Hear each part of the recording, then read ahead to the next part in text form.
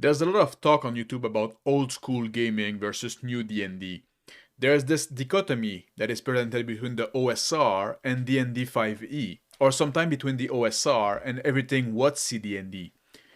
But I would say that although there are differences in game philosophy between the OSR and mainstream D&D, I'm not sure there's enough of them to make them two schools of game design. Having a different tone, a different setting, a different lethality can make a game feel different. But mechanically, all those games are the same. And we can even add this one or those non-D&D D&D, even the CC. They're all class-based, level-based game. They all have the same approach when it comes to what makes your characters and how your character progress in the world. You need to have a very myopic view of the role-playing hobby to consider those games to be very different and to classify them as if there's like a big design philosophy into them. Also, all those games that I showed or mentioned before, they are all D20 based as well. You roll a D20, you add some modifier, and that is what there is to their conflict resolution. We could also add Warhammer Fantasy in this class-based, level-based game. Even though this one is a bit different, it would still fall in the same family, in the same design philosophy of game. If we compare those games to others, like the Chaosium games, for example, which are skill-based, now we can see a real difference in design philosophy. And I really like those type of game.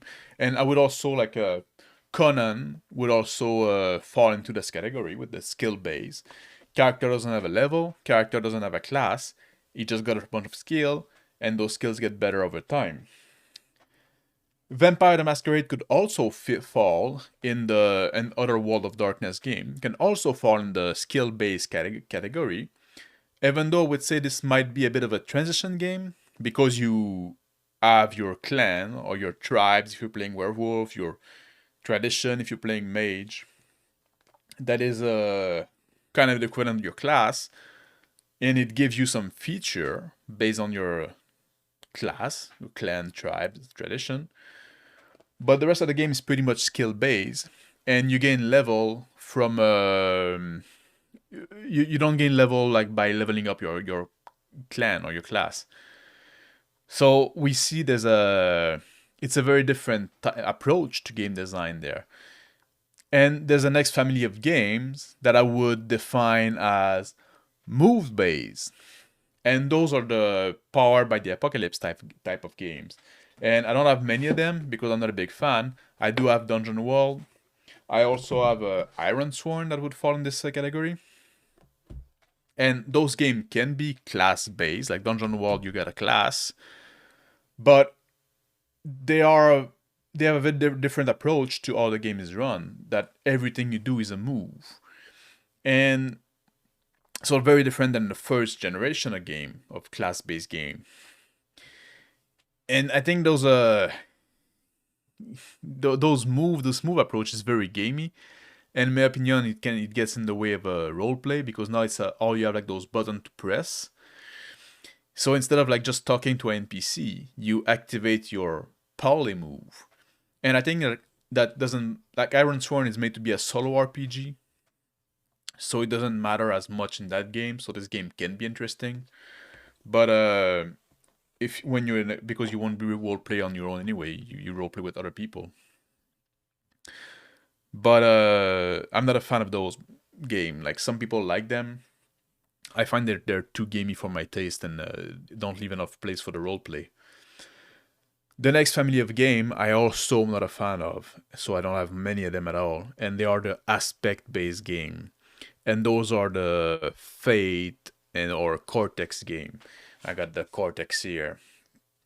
And instead of having class, instead of having skill, instead of having moves, you have aspect, which can be a career or a background or something like that. They tend to be much more vague, and the game let the player argue with the GM as to why one of your aspects is relevant to whatever action you're trying to do. You don't have a fighting skill, but oh, you used to be a soldier, so you can roll your soldier aspect. So again, quite a different design philosophy than the other school of thought mentioned before. The aspect game kind of feel like a reaction to the move-based game, or maybe they've been independently designed as a reaction to everything that's come before. And I also find that the aspect-based game are not optimal for roleplay because of the negotiation that happen between players and GM.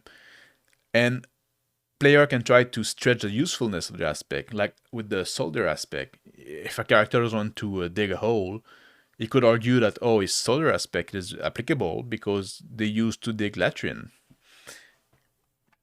There's a game like a Burning Wheel. I would classify as a skill-based game as well, but it does have some aspect in it as well, aspect design as well in the bits, the belief, instinct, and trait aspect of the game. But I would still put it in the skill base. But there can be some hybrid or transition game, like I mentioned with the Vampire the Masquerade. There's other aspect that other element that could differentiate game, like how much narrative control does it give to non-GM players, or the level of crunch. But I think those four big families of game, or those four game design philosophy, are a good starting point in knowing what a game is about, or what kind of general feel it's gonna give. And I think it's not a bad idea to try games from the other schools of design. And I would have to say that mostly for D&D players, regardless if you're an OSR player or a mainstream D&D player, try and play something else and not just go from like basic fantasy to lions and dragons. Try something that is really different. I often make food analogy because it's something we can all understand. But if you only play D&D in different flavors, it's like if you only ate pizza and you think that you have a varied diet because you sometimes get different toppings. It doesn't matter. It's all pizza. Even if you go with some like funky and pretentious kind of pizza, maybe you can explore something else on the menu, or maybe even a different restaurant. That's about what I want to talk about today. Let me know down below, what is your favorite non-D&D game? Or let me know if you think that there's a big family of game that I miss.